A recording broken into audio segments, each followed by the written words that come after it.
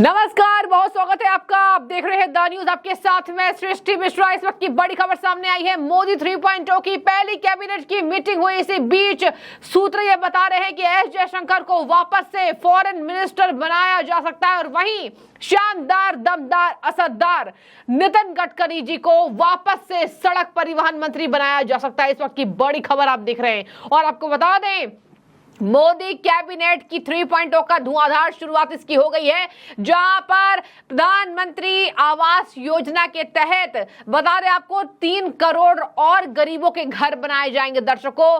और इस घर में बिजली कनेक्शन, गैस कनेक्शन, सबसे ये लैस घर होंगे, शानदार, दमदार। और इसी बीच मोदी 3.0 की कैबिनेट की मीटिंग की तस्वीरें आप अपनी टीवी स्क्रीन पर देख रहे हैं। राजनाथ सिंह, दिग्गज नेता राजनाथ सिंह के अलावा नितिन गडकरी, अमित शाह और जितने भी मंत्री चुनकर आए हैं कैबिनेट में, सब बैठे हुए नजर आ रहे हैं। तो ये सरकार में कितना दम है आने वाले सालों में हमें जरूर पता लगेगा। लेकिन देश को एक मजबूत विपक्ष भी मिला हुआ है, इसको कोई दरकिनार नहीं किया जा सकता है। लोकतंत्र की खूबसूरती है। और देखिए, दिग्गज राजनीतिक विश्लेषक यही कह रहे हैं कि ये देश के लिए अच्छा हुआ है। जरूरत है एक मजबूत विपक्ष होने की। विपक्ष भी बढ़िया काम करेगी और यहाँ पर मोदी कैबिनेट भी बढ़िया काम करेगी। तो देखिए, दोनों के लिए अच्छा हो गया है। विपक्ष भी पूरी जान झोंक करके यहाँ सीटें बढ़ाने में कामयाब रही और मोदी कैबिनेट की सीटें कुछ कम आई, लेकिन इसके बावजूद भी पक्ष में मोदी सरकार की दमदार सरकार बनती नजर आ रही है। आपको बता दें, इसी बीच जहां जहां सीटें कम हुई है उसकी समीक्षा की जा रही है और इसी बीच बड़े फैसले लिए जा रहे हैं, जहां प्रधानमंत्री आवास योजना के तहत 3 करोड़ घर और बनाए जाएंगे। बीते 10 सालों में जब से सरकार नरेंद्र मोदी की संभाल रहे हैं, वो आपको बता दें 4.5 करोड़ घर अब तक बनाए जा चुके हैं और अब 3 करोड़ घर और ऐड हो जाएंगे। यानी कि कुल लगभग 7 करोड़ यहाँ पर गरीबों को आवास दिया जाएगा, सौगात दी जाएगी। और ये नरेंद्र मोदी की सत्ता संभालने के बाद हमने देखा कि वैश्विक पटल ही नहीं, जमीनी पटल पर नरेंद्र मोदी ये करते नजर आए हैं। आपको बता दें, बैठक में अमित शाह, राजनाथ सिंह, शिवराज सिंह चौहान और एचडी कुमारस्वामी समेत कई कैबिनेट मिनिस्टर मौजूद रहे। सबकी खुशी एक चेहरे की दिखाई दे रही थी, चेहरे पर हंसी थी, मुस्कान थी। बता दें आपको, रिजल्ट आया 4 जून को। उसके बाद से निराशा बीजेपी को उत्तर प्रदेश से जरूर हाथ लगी, लेकिन उत्तर प्रदेश की सीटों को जो कम हुआ है उस पर विश्लेषण लगातार जारी है। और अभी अभी राष्ट्र प्रवक्ता गौरव भाटिया कह रहे थे कि हम हार को भी एक्सेप्ट करते हैं और हम उस पर समीक्षा करेंगे कि आखिर हमारी हार कैसे हुई है।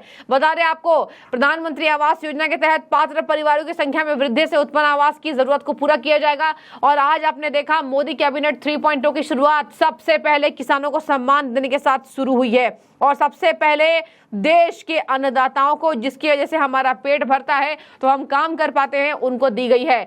प्रधानमंत्री कि इस शपथ के बाद आपको बता दें, सबसे पहले किसान सम्मान निधि में 20,000 करोड़ की आय यहाँ पर जो कहा जाता है किश्त दिया जाता है, वो किसानों को दी गई है। 6,000 प्रति सालाना, यानी 2-2 हजार करके 3 बार किसानों के खाते में ये पैसे जाते हैं, ये ट्रांजैक्शन होता है। 20,000 करोड़ का ट्रांजैक्शन किसानों के अकाउंट में चला गया है। और सबसे पहले इसी कागज पर, इसी लेटर पर प्रधानमंत्री नरेंद्र मोदी साइन करते नजर आए हैं। तो सबसे पहले किसानों को सम्मान हुआ। इसके साथ में आपको बता दूं, उसके बाद ताबड़तोड़ मीटिंग में यह फैसला लिया गया कि नितिन गडकरी जी को सड़क परिवहन मंत्री पर रिपीट किया जा सकता है। देखिए, आज आप उत्तर प्रदेश से कहीं भी जाइए या फिर किसी भी तरीके से आप दिल्ली आइए, कहीं से भी आपको शानदार सड़कें चमचमाती और दिख जाएंगी, आपको जरा भी दिक्कत नहीं होगी। पहले हम क्या होता था, थकावट होती थी, लगता था कि जल्दी ये जो रास्ता कटे, लेकिन आज आप देखिए हम बैठे ही रहते हैं और हर जगह पहुंच जाते हैं बहुत चंद घंटों में। तो देखिए, नितिन गडकरी का काम बोलता है। नितिन गडकरी को दिखावे की कोई जरूरत नहीं है। और बता दें आपको, मोदी कैबिनेट के ऐसे नेता हैं जिसको विपक्ष भी बहुत पसंद करता है। अभी अभी जब नागपुर से टिकट मिलने में थोड़ी सी देरी क्या हुई टिकट बंटवारे पर, कांग्रेस और तमाम विपक्षी दल कूद पड़े। शरद पवार की बेटी सुप्रिया सुले कह रही थी नितिन गडकरी जी का इधर स्वागत है विपक्षी गठबंधन में। लेकिन देखिए, नितिन गडकरी बीजेपी के ही विश्वसनीय है और बीजेपी के ही रहेंगे। वैसे राजनाथ सिंह, वैसे अमित शाह। अभी बीजेपी का राष्ट्रीय अध्यक्ष कौन होगा, इसको लेकर चर्चा तो नहीं हुई है। और जेपी नड्डा को अब देखिए यहाँ पर कौन सा कार्यभार मिलेगा, देखने वाली बात होगी। और लेकिन इस बार बहुत बड़े उलटफेर मोदी कैबिनेट में हमने देखा कि हुआ है। बातचीत करें दर्शकों, तो सहयोगी दलों का बहुत ज्यादा असर पड़ता दिखाई नहीं दे रहा है। लोग कह रहे थे कि सहयोगी दल वैसाखी हैं, इसके वजह से चलना पड़ेगा। लेकिन आपको मैंने पहले बताया था कि वित्त और इसके साथ फॉरेन डिपार्टमेंट, इसके साथ बातचीत करें डिफेंस सिस्टम, वित्त मंत्रालय यानी कि फाइनेंस, और इसके साथ फॉरेन डिपार्टमेंट यानी विदेश मंत्रालय, और इसके साथ डिफेंस सिस्टम यानी कि रक्षा मंत्रालय। ये तीनों मोदी सरकार के अंदर बीजेपी के नेताओं को ही मिला जाएगा, जो पहले से ही बीजेपी के नेता वर्षों से रिपीट होते नजर आ रहे हैं। तो देखिए, 4 अहम किरदार, प्रधानमंत्री और इसके साथ राष्ट्रीय अध्यक्ष, ऑब्वियस सी बात है वो भी बीजेपी के होंगे, रक्षा मंत्रालय, डिफेंस और वित्त मंत्री, ये सभी बीजेपी के नेताओं को ही दिया जाएगा। तो प्रधानमंत्री आवास योजना के तहत 3 करोड़ घर और मिलेंगे, पक्के मकान। इसके साथ में आपको बता दूं, यहाँ पर सबसे पहली ग्रामीण और शहरी क्षेत्रों में इन घरों का निर्माण किया जाएगा, जहां पर भारत सरकार 2015 से 16 तक यहाँ पर ये योजना लागू कर चुकी है, ताकि बुनियादी सुविधाओं से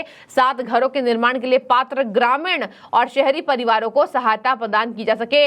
10 वर्षों में 4.21 करोड़ घर यहाँ पे बनाए जा चुके हैं और अब 3 करोड़ घर यहाँ बनाए जाएंगे। बता दें आपको, इसके पहले प्रधानमंत्री नरेंद्र मोदी की अगुवाई में एनडीए सरकार के तीसरे कार्यकाल की पहली मीटिंग शुरू हो चुकी है। अमित शाह, राजनाथ सिंह, शिवराज सिंह चौहान, एसडी कुमारस्वामी समेत कई दिग्गज कैबिनेट मंत्री मौजूद रहे। आपने कल देखा, एक बार फिर से भारत के तीसरे प्रधानमंत्री के पद पर शपथ और गोपनीयता की लेते नजर आए हैं नरेंद्र मोदी। जब उन्होंने बोला मैं नरेंद्र दामोदर दास मोदी, तो पूरा राष्ट्रपति भवन गूंज उठा और कितनों के कान ये सुनने के लिए बेताब थे कि जल्द ही ऐसा हो, हम सुने कि मैं नरेंद्र दामोदर दास मोदी। लेकिन विरोधी भी बहुत हैं, जाहिर सी बात है, लोकतंत्र है, विरोध भी है, पक्ष भी है। लेकिन बता दें आपको, ज्यादातर मैंडेट एनडीए को मिला और एनडीए की सरकार चुनकर आई है। इस बार बीजेपी बहुमत नहीं ला पाई, 240 सीट पर अटक पड़ी, बहुमत नहीं लाई। बहुमत का आंकड़ा था 272। और बता दें आपको, उत्तर प्रदेश में सबसे ज्यादा धोखा हुआ बीजेपी के साथ, धोखा ही कहेंगे। उत्तर प्रदेश में सीएम योगी का देखिए अभी तक चेहरा लटका हुआ है।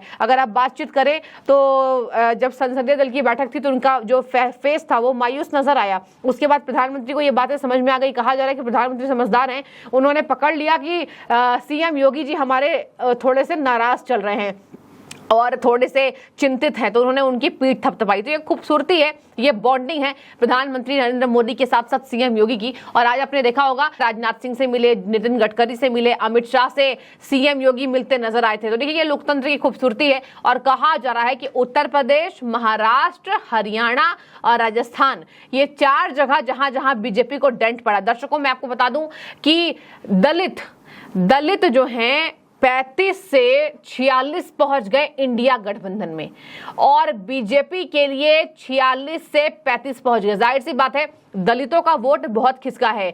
जो कोर वोटर दलित थे वो दे रहे हैं बीजेपी को वोट, लेकिन बाकी दलितों में जो आते हैं वो नहीं दिया बीजेपी को वोट, क्योंकि लल्लू सिंह ने कह दिया था कि 400 सीटें दीजिए तो हम संविधान बदल देंगे। ये उनकी इतनी गलत बात रही, जबकि ऐसा कहीं नहीं दिखा। आपने देखा, सबसे पहले संविधान के को नतमस्तक करते नजर आए प्रधानमंत्री नरेंद्र मोदी और कहा कि कोई भी आ जाएगा, अम्बेडकर जी भी आ जाए, तो हम संविधान को नहीं बदलेंगे। तो देखिए, बड़बोलापन नेताओं को हड़का दिया गया है। मोदी सरकार ने कह दिया कल कि आप मीडिया से दूर रहिए और आपको बड़बोलापन नहीं करना है, ये सरकार हम अच्छे से चलाएंगे। और इसी वजह से देखिए बीजेपी को डेंट पड़ा। बता दें आपको, कुछ वोटर्स नाराज हो गए, ज्यादातर दलित वोट जो है मायावती से छोड़िए अखिलेश यादव में फिसल पड़े और अखिलेश यादव और राहुल गांधी को जाकर वोट दे आए। तो इंडी गठबंधन में दलितों का वोट बढ़ा है और बीजेपी को इससे बहुत बड़ा डेंट पहुंचा है। तो 46 से बीजेपी 35 पर आ गई और 35 से 46 पर चल गई इंडिया गठबंधन। तो आप अंतर देख रहे हैं, ये बहुत बड़ा अंतर है दर्शकों। और इसी वजह से बीजेपी को 10% का नुकसान,